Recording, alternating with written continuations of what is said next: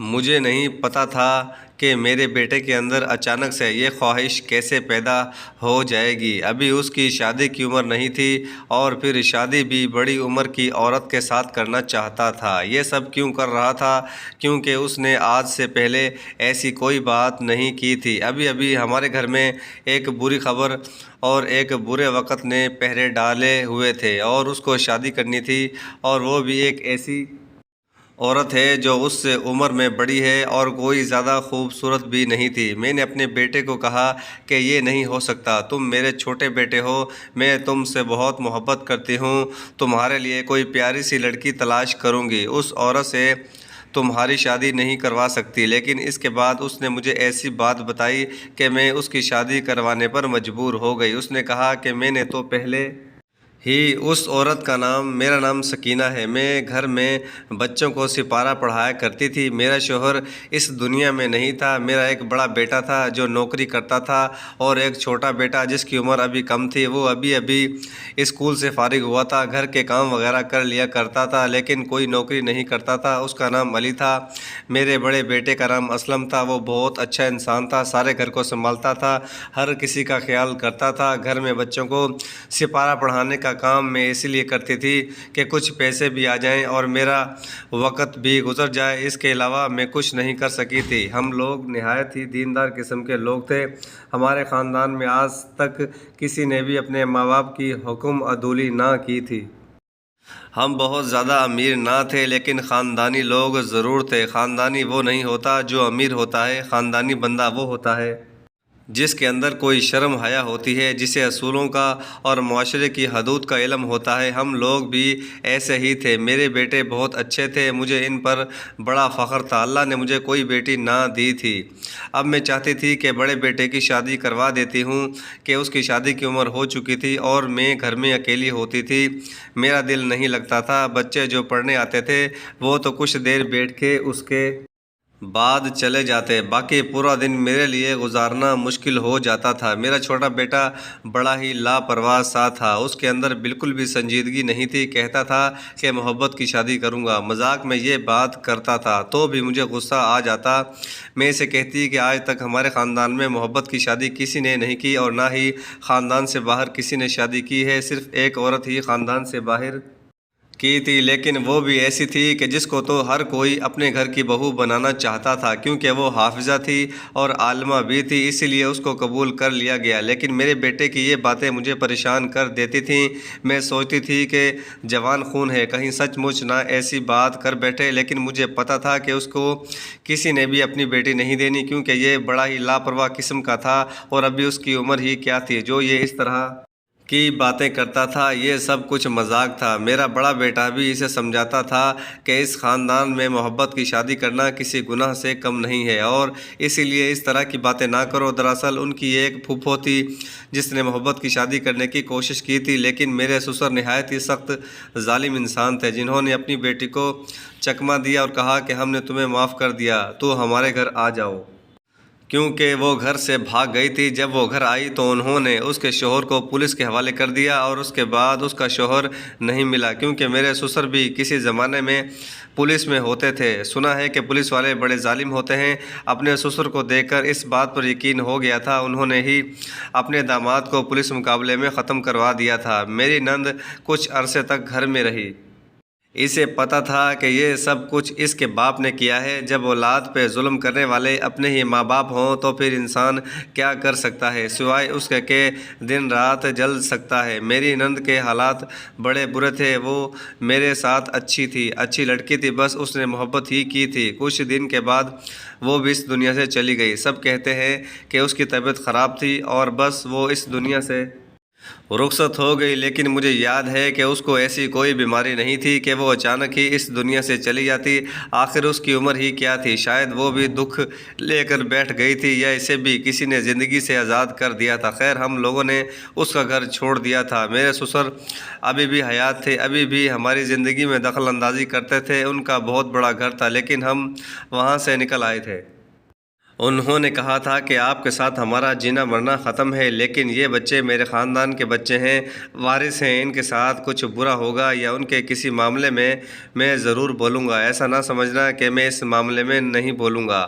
میرا شوہر اچھا تھا جس نے مجھے اس دوزخ سے نکال لیا۔ ایک تو جوائنٹ فیملی، اوپر سے میرے ساتھ، اور اس طرح حکومت کرتے تھے جیسے وہ بادشاہ اور ہم سب رعایا۔ ظلم بھی یہ کیا کرتے تھے، اپنی ہی بیٹی کے جذبات کو نہ سمجھ سکے۔ اگر وہ گھر سے بھاگ گئی تھی تو بے شک اس نے غلط کیا، لیکن اس نے کہا کہ وہ اس کا شوہر تھا۔ اس سے کم اگر اس کو قبول نہ کرتے تو اس کو ان کی زندگی جینے کے لیے چھوڑ دیتے، لیکن انہوں نے ان کی زندگی ہی ختم کرا دی۔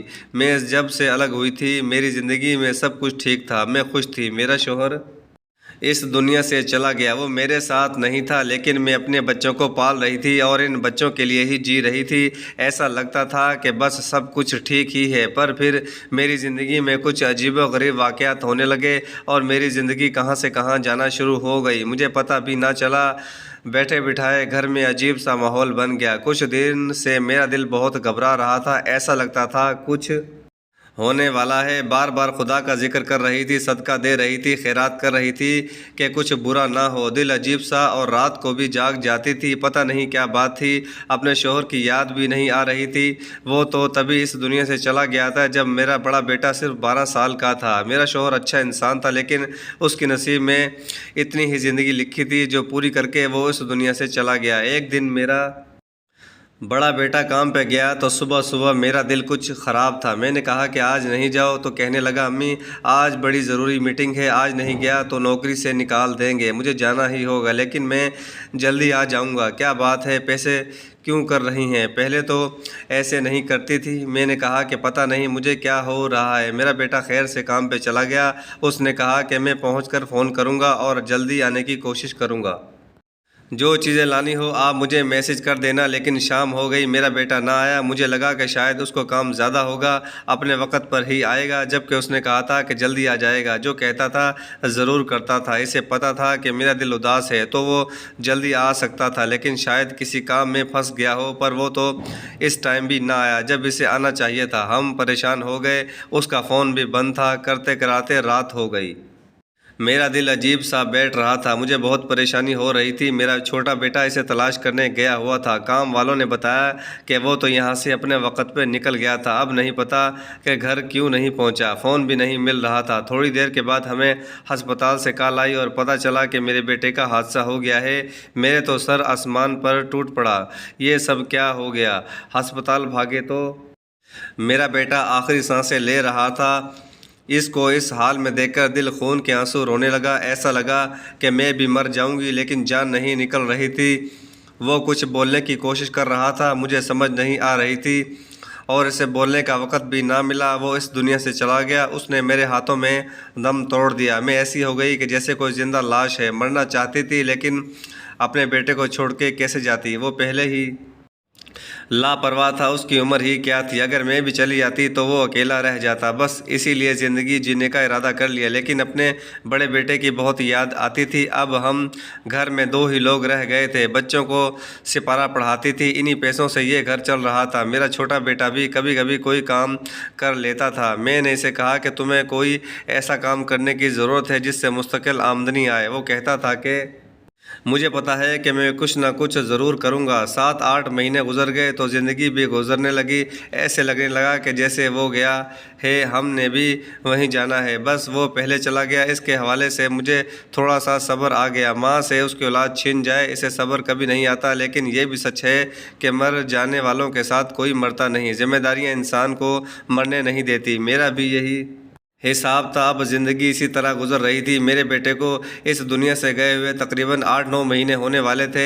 میں اپنے گھر کو ایک دن صاف کر رہی تھی اور دروازے تک پہنچ گئی کہ مجھے کسی عورت کے رونے کی آواز آئی۔ میں نے کہا کہ یہ آواز کہاں سے آ رہی ہے؟ یہ آواز تو بہت قریب سے آ رہی تھی۔ جب میں نے دروازہ کھولا تو وہ عورت میرے گھر کے آگے بیٹھ گئی اور اور رو رہی تھی۔ میں نے کہا کہ کون ہو تم؟ اس نے نقاب کر رکھا تھا۔ اس نے کہا کہ میں بہت دکھی ہوں اور بہت بھوکی ہوں، میرے پاس پیسے نہیں ہیں۔ میں نے کہا کہ پھر یہاں بیٹھ کے کیوں رو رہی ہو؟ کوئی کام کیوں نہیں کرتی؟ کیا تمہارا کوئی نہیں؟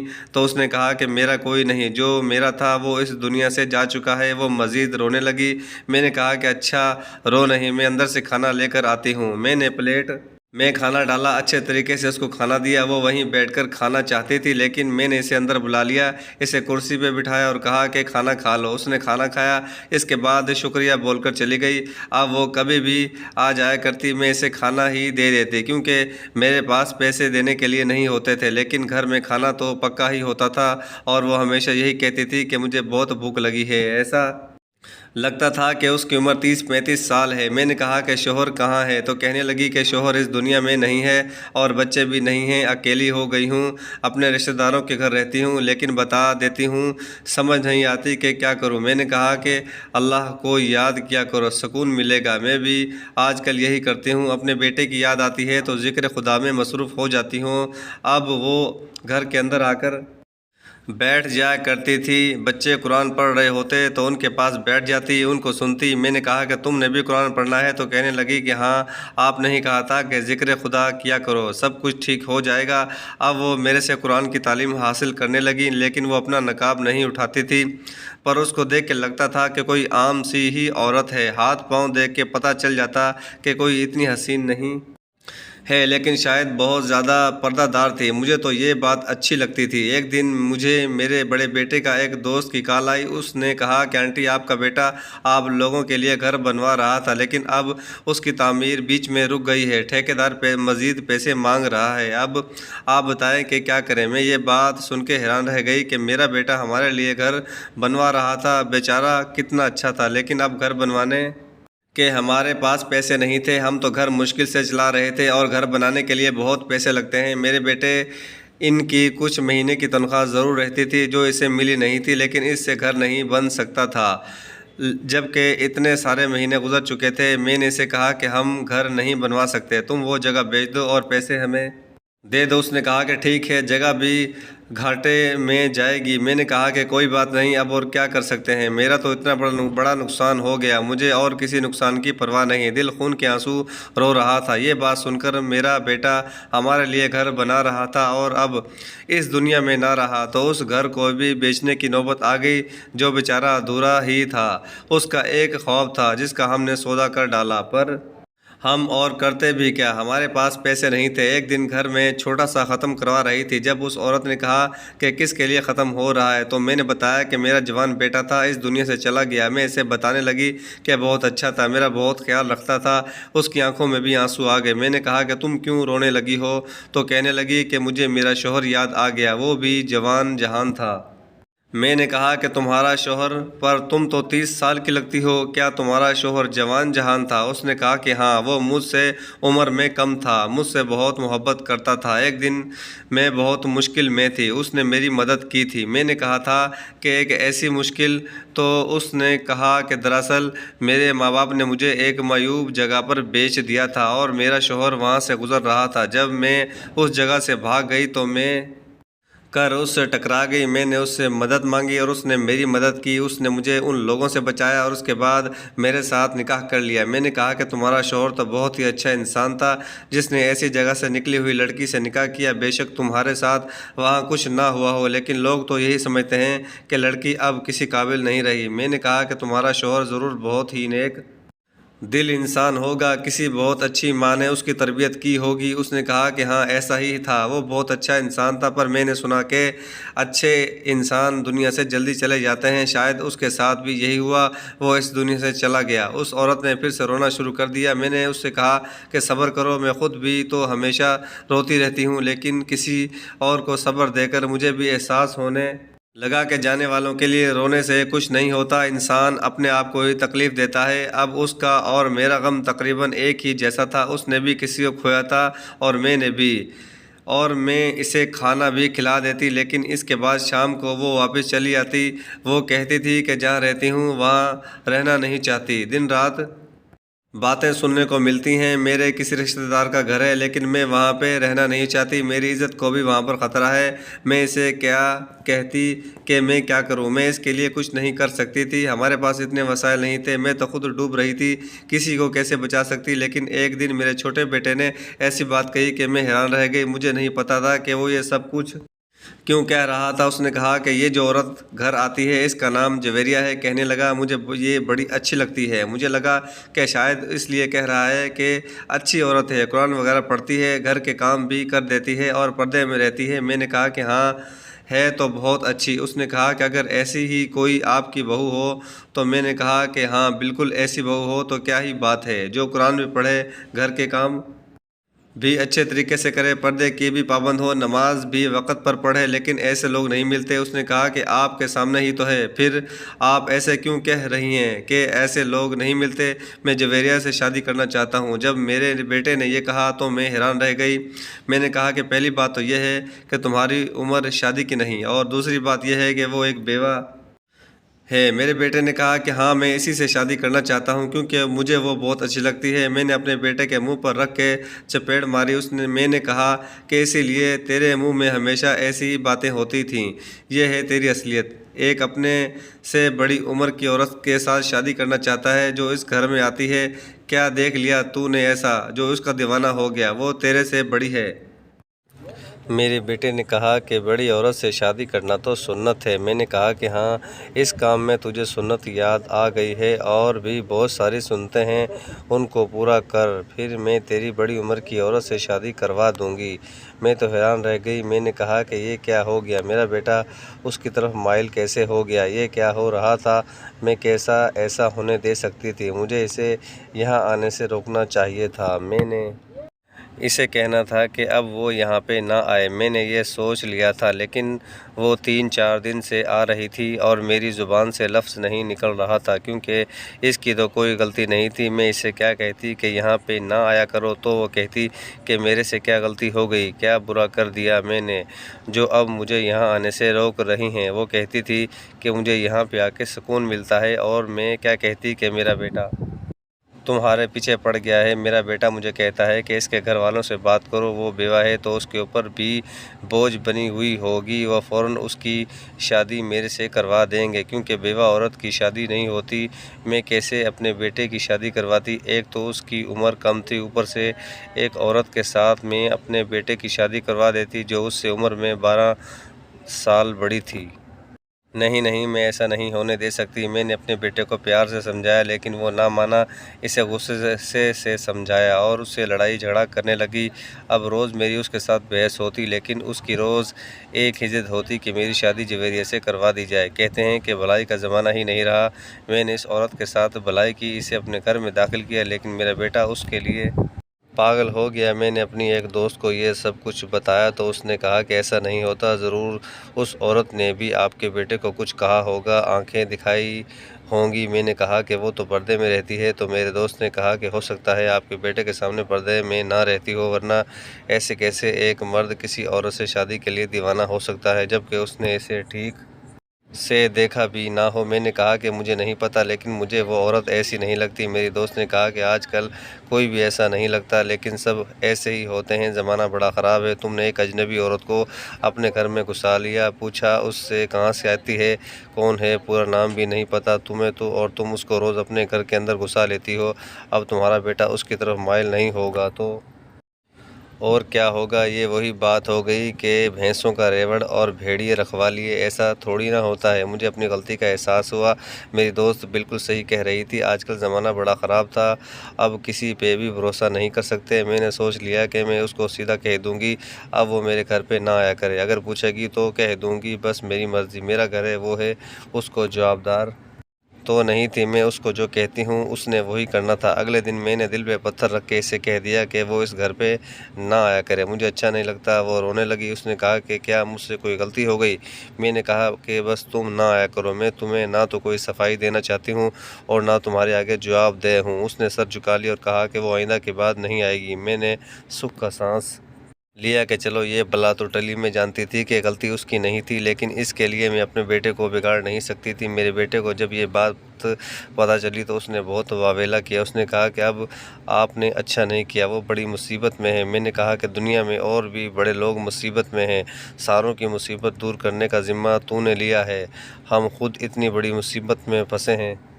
تیرا بھائی اس دنیا سے چلا گیا ہے، گھر میں کھانا پینا کم ہو رہا ہے، تو اپنے گھر کے بارے میں سوچ، نہ کہ شادی کرنے کے بارے میں، وہ بھی کسی بھی عورت کے ساتھ۔ میرے بیٹے نے مجھے ایسی بات کہی کہ میں حیران رہ گیا۔ اس نے کہا کہ آپ ایک طرف تو قرآن کی تعلیم دیتی ہیں، اللہ کے حقوق سکھاتی ہیں، اور دوسری طرف آپ یہ کہہ رہی ہیں کہ ایک بیوہ عورت سے شادی کرنا بہت بڑا گناہ ہے۔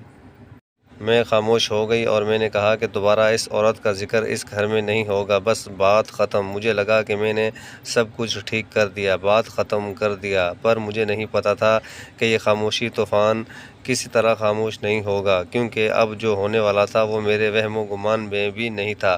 ایک دن میرا چھوٹا بیٹا گھر سے غائب ہو گیا۔ مجھے لگا کہ اپنے کسی دوست کے گھر پہ پڑا ہوگا، اسے فون کیا، لیکن وہ فون نہیں اٹھا رہا تھا، بیل جا رہی تھی پر فون نہیں اٹھا رہا تھا۔ میرا دل بری طرح گھبرانے لگا کہ کہیں میرے چھوٹے بیٹے کے ساتھ بھی کوئی مسئلہ تو نہیں بن گیا، کیونکہ جب میرے بڑے بیٹے کے ساتھ یہ مسئلہ تھا وہ بھی اسی طرح فون نہیں اٹھا رہا تھا۔ میں بڑی پریشان ہو گئی، ادھر ادھر پھیرنے لگی، قریب تھا کہ گھر سے باہر چلی جاتی تاکہ اسے تلاش کر سکوں، لیکن وہ خود ہی گھر میں داخل ہو گیا۔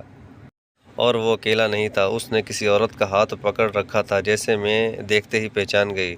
یہ تو جویریہ تھی۔ آج اس نے چہرے سے نقاب بھی ہٹایا تھا۔ شکل و صورت سے تو خوبصورت تھی، لیکن شاید 30 سال کی تو ہوگی ہی۔ میرے بیٹے نے کہا کہ میں نے اس کے ساتھ نکاح کر لیا ہے۔ میں نے کہا کہ یہ تم نے کیا کیا؟ میں نے اس کو بھی طعنے دینے شروع کر دیے کہ تم نے ایک بچے کو پھنسا لیا، تمہیں شرم نہیں آتی؟ اس نے سر جھکا لیا۔ پھر مجھے میرے بیٹے نے ایسی بات بتائی کہ میں حیران رہ گئی۔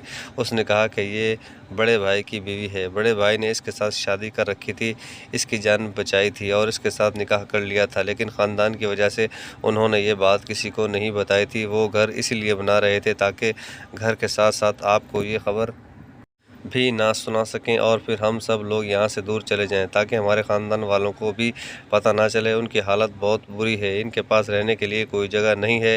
یہ میرے بھائی کی بیوہ ہے اور اس سے شادی کرنے کا حق مجھے ہے۔ میں تو اس کو پناہ دینا چاہتا تھا، اسی لیے میں نے ان کے ساتھ شادی کر لی ہے۔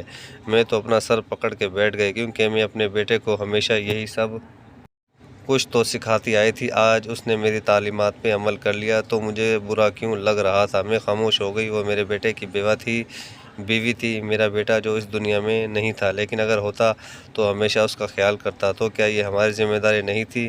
کیا ہم اس کا خیال کرتے؟ اور اب تو ویسے بھی وہ میری بہو بن گئی تھی۔ میں نے اس کو قبول کر لیا اور اب وہ ہمارے ساتھ ہی رہتی ہے۔